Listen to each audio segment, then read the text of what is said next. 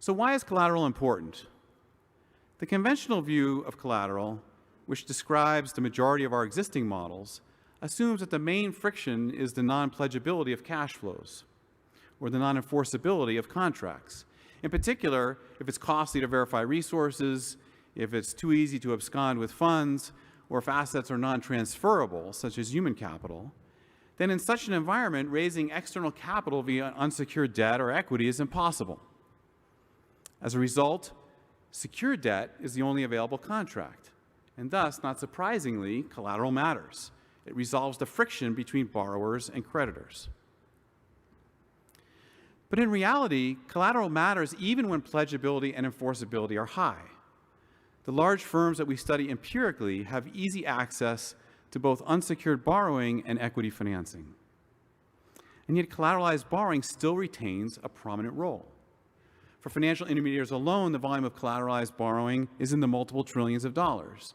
Moreover, collateral appears to be highly valued, with assets that may serve as collateral commanding a premium. Why does collateral retain such importance even when pledgeability is not a problem? After all, in default, creditors own the entire firm, not just specific assets. And so why should the right to specific assets be more important than the right to aggregate cash flows generated by those assets? Here I'll focus on a different view of collateral, one that is most important when pledgeability is high. In this view, the fundamental friction is non-exclusivity, which is simply the idea that the firm may raise funds from multiple investors, and specifically multiple creditors over time. In that case, collateral is most valuable not to resolve a friction between the firm and an investor, but to limit competition between potential creditors.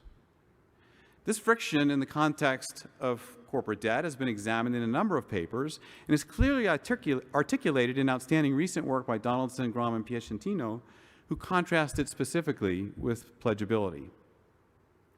Here, the key problem with unsecured debt is that it remains vulnerable to dilution, both direct dilution of claims in bankruptcy, but perhaps even more importantly, its vulnerability to indirect dilution, which follows from the fact that total leverage affects the borrower's future investment and default decisions.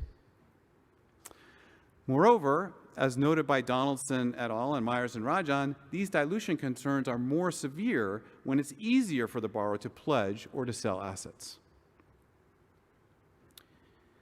Secured debt, on the other hand, resolves the non-exclusivity problem. How?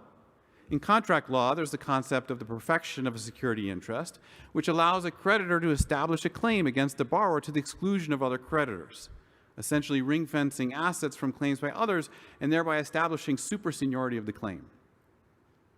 Crucially, once the firm uses an asset as collateral in one transaction, it cannot reuse the same asset in another, thus resolving non-exclusivity. My goal here is to integrate this perspective from the contracting literature into a dynamic trade-off theory setting.